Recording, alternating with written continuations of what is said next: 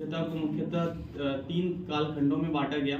एक पहला पूरा पाषाण काल, दूसरा मध्य पाषाण काल, तीसरा नव पाषाण काल। पूरा पाषाण काल को फिर तीन भागों में बांटा गया। पूरा पाषाण काल 20 लाख साल 20 लाख वर्ष से 20 लाख वर्ष पहले से 12,000 वर्ष पहले तक के कालखंड को कहा गया। पूरा पाषाण काल को तीन भागों में विभक्त किया गया। एक पहला आरंभिक पाषाण काल, दूसरा मध्यम पाषाण काल और तीसरा आरंभिक उत्तर पाषाण काल। इसके बाद की अवधि 12,000 वर्ष पूर्व से लेकर 10,000 वर्ष पूर्व की अवधि को मध्यम पाषाण काल कहा गया। इस वर्ष में मानव स्थायी रूप से रहने लगे और 10,000 वर्ष पूर्व से बाद की अवधि को नव पाषाण काल कहा गया। अब अध्याय चालू होता है कि मानव आखेटक क्यों थे। मानव इधर उधर विचरण क्यों करते थे या इधर उधर आवास क्यों करते थे। मानव जो थे पूरा पाषाण काल में मानव भोजन की तलाश में इधर उधर जाया करते थे।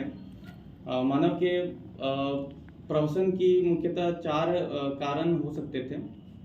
पहला, वे भोजन की तलाश में एक जगह से दूसरी जगह जाया करते थे। दूसरा,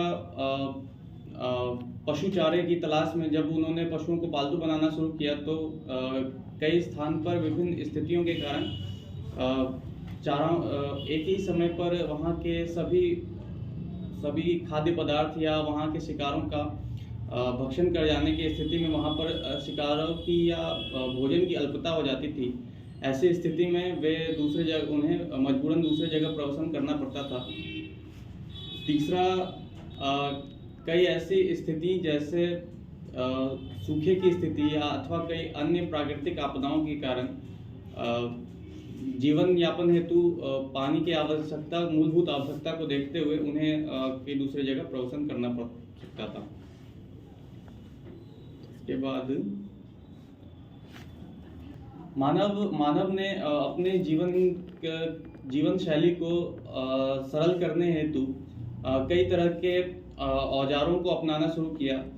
पूरा पाषाण काल युग में देखा जाता है कि मानवों ने पत्थर के औजार बनाने शुरू किए, जिसका उपयोग जानवरों की खाल निकालने के लिए, पैरों की छाल निकालने के लिए, बुआई करने के लिए तथा अन्य कार्यों के लिए किया जाता था। इसके साथ साथ वे इसका उपयोग बाण में लगाने के लिए तथा भाला व बर्छी आदि बनाने के लिए भी किया करते थे।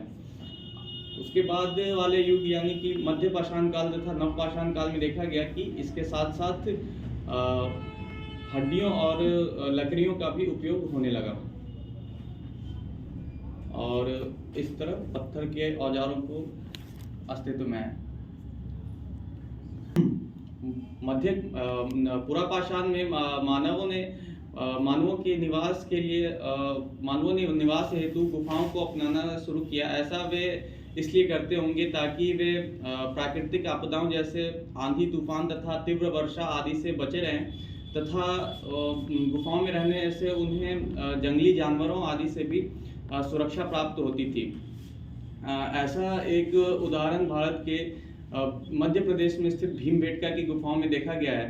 इसके साथ साथ उनके गुफाओं के दीवारों पर चित्रकारी भी देखी गई है, जिससे यह ज्ञात होता है कि भीमबेटका की गुफाओं पर चित्रकारी में एक जानवर को दर्शाया गया है, जानवर का शिकार करते हुए दर्शाया गया है, जिससे यह पता चलता है कि पूरा पाषाण युग के जो मानव रहे होंगे वे आखेटक या शिकारी रहे होंगे।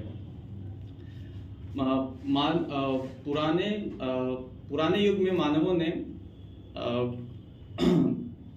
पशुओं को पालतू बनाना शुरू किया तथा उन्होंने खेती करना भी शुरू किया। ये मध्य पाषाण काल तथा नव पाषाण काल की घटना थी। मध्य पाषाण काल में मानव ने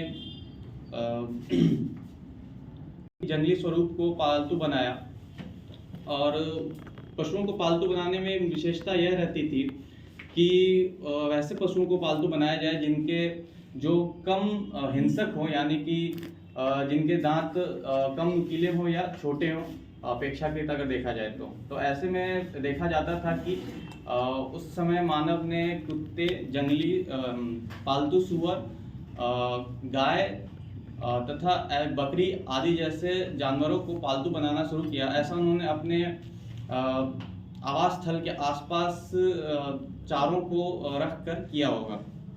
इसके साथ साथ मानव बड़े मोटे अनाजों को देखकर उनका उपयोग करना सीख गए थे तथा वे ऐसे अनाजों को संचित करके रखते थे तथा उपयुक्त समय आने पर इसका भक्षण किया करते थे, यानी इसे खाया करते थे तथा समय आने पर इससे बोया भी करते थे और उनको संरक्षित करके रखते थे। पुरातत्वविदों द्वारा प्राप्त मेहरगढ़ से प्राप्त जले अनाज संभवतः ऐसे साक्ष्य हैं जिनसे यह सिद्ध हो पाता है। इसके साथ ही जलाना सीख गए थे वे। इसका प्रयोग संभवतः मांस को जलाने यानी पकाने के लिए तथा प्रकाश करने के लिए तथा अन्य जानवरों को या जंगली जानवरों को दूर रखने के लिए किया करते होंगे। और पूरा पाषाण काल के विभिन्न शैलखंडों से हमें गुफा चित्रकारी भी देखने को प्राप्त होती है।